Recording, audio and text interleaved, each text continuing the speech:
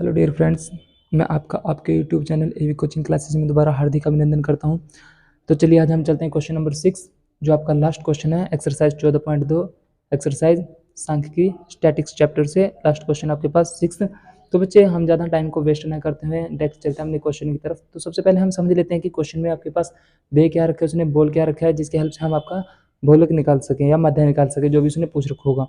तो क्या बोलते हैं बच्चे क्वेश्चन में, दिखाता हूँ आपको। बोलते हैं कि एक विद्यार्थी है जो एक सड़क के किसी स्थान से होकर जाते हुए कारों की संख्याएं नोट की और उन्हें नीचे दी हुई सारणी के रूप में व्यक्त किया है। मतलब एक रोड है, उसके ऊपर से कुछ कारें जा रही हैं, तो एक विद्यार्थी उनको नोट कर रहा है कि वो कैसे जा रही है कैसे नहीं। तो सारणी में दिया प्रत्येक प्रेक्षण 3 मिनट के अंतराल में वो 3 मिनट देता है उन कारों की आवागमन के लिए, और स्थान से होकर जाने वाली कारों की संख्या से संबंधित है। ऐसे 100 अंतरालों पर प्रेक्षण के लिए लिए गए हैं और इन आंकड़ों का बहुलक, तो मतलब एक आंकड़ा दिया गया है, उनका हमें बहुलक निकालने के लिए उसने बोला है। तो बच्चे बहुलक निकालने में आपको कोई भी परेशानी नहीं होनी चाहिए, क्योंकि अब तक मैंने 5 क्वेश्चन करा दिए हैं। अगर अभी किसी स्टूडेंट्स को क्वेश्चन नहीं आते, अभी बहुलक का फॉर्मूला नहीं आता, बहुलक निकालना नहीं आता, तो ऊपर राइट कॉर्नर पे आई बटन दे रखा है, उसको प्रेस करके एक बार प्रीवियस क्वेश्चंस को देख लीजिए और बहुलक के फॉर्मूला को देख लीजिए। डायरेक्ट सबसे आसान जो फॉर्मूला स्टेप है वो है बहुलक, वो लिखना है आपको, और दैट्स ऑल। तो फिर भी टेंशन कोई बात नहीं, हम यहाँ करते हैं बहुलक कैसे निकालते हैं। तो सबसे पहले बच्चे जो उसने आपके पास दे रखी है बारंबारता FI, इसमें जो सबसे बड़ी आपको बारंबारता दिखाई दे रही है उसको उठा लीजिए सबसे पहले। तो यहाँ सबसे बड़ी जो बारंबारता है वो मेरे ख्याल से 13 है। तो मैं इस 13 को, सॉरी 14, कौन सी है, 14 होगी, नहीं सॉरी, सबसे बड़ी तो 20 है।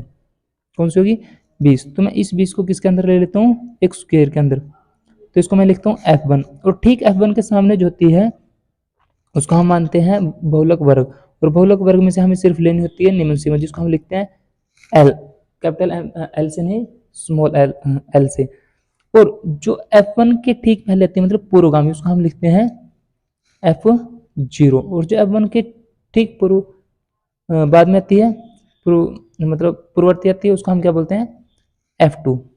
बस ये छोटा सा काम था आपका बहुलक के लिए।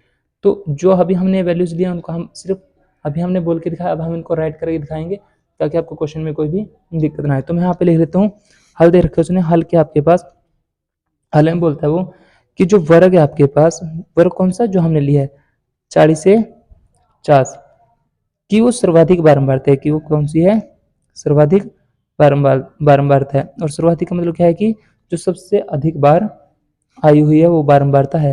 अगर ऐसा है तो हम इसको क्या मान लेते हैं, तो हम मान लेते हैं आता है यह क्या होगा, बहुलक वर्ग है। तो हम इसको क्या मान लेते हैं, बहुलक वर्ग है। बस ये छोटा सा काम था आपका। नेक्स्ट हमारा स्टेप क्या है, ये क्वेश्चन कुछ स्टेप्स में है, कुछ बच्चे इसको स्टेप के माध्यम से करते हैं, कुछ किसी टाइप से करते हैं। मैं इसको स्टेप वाइज ही करा के दिखा रहा हूँ आपको। पहला स्टेप आपका हो गया। दूसरा स्टेप मैं बच्चों आपको क्या सिखाता हूँ, मैं हर क्वेश्चन में सिखाया कि सबसे पहले जितने भी आपके पास मान है, जितनी वैल्यूज हैं, उन सभी को एक जगह पे लिख लीजिए। जैसे L दे रखा है, L की वैल्यू कितनी दी है उसने आपके पास 40।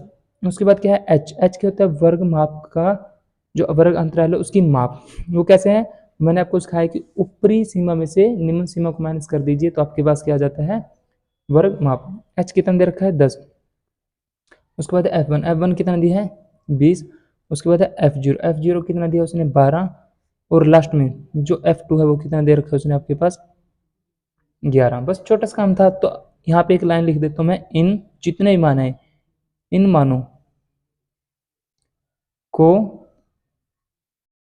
सूत्र में प्रतिस्थापित का मतलब क्या है कि जो सूत्र अभी हम लिखेंगे उसके अंदर डाल के दिखाएंगे, तो जो सूत्र लाएगा उसमें हम इसको प्रतिस्थापित करेंगे तो हमारे पास क्या आंसर आएगा, वो चीज़ बोलते हैं। तो सबसे पहले हम उस सूत्र के बारे में पता भी होना चाहिए वो सूत्र क्या है। तो मैं लिख देता हूँ वो सबसे पहले बहुलक, कि हम किस चीज़ का सूत्र निकाल रहे हैं, बहुलक बराबर फॉर्मूला कहते हैं L। तो मैंने हर वीडियो के अंदर कराया बच्चे कि जो L आएगा वो स्मॉल आएगा, कैपिटल नहीं होगा। तो स्मॉल L आएगा L plus F1 minus F0 बटे में 2। और इस F1 को आप यहाँ पे ब्रैकेट में लिखो, इसका एक रीज़न अभी मैं नेक्स्ट लाइन में दिखाता हूँ आपको। माइनस F0 माइनस का F2 और गुणा में क्या आएगा H।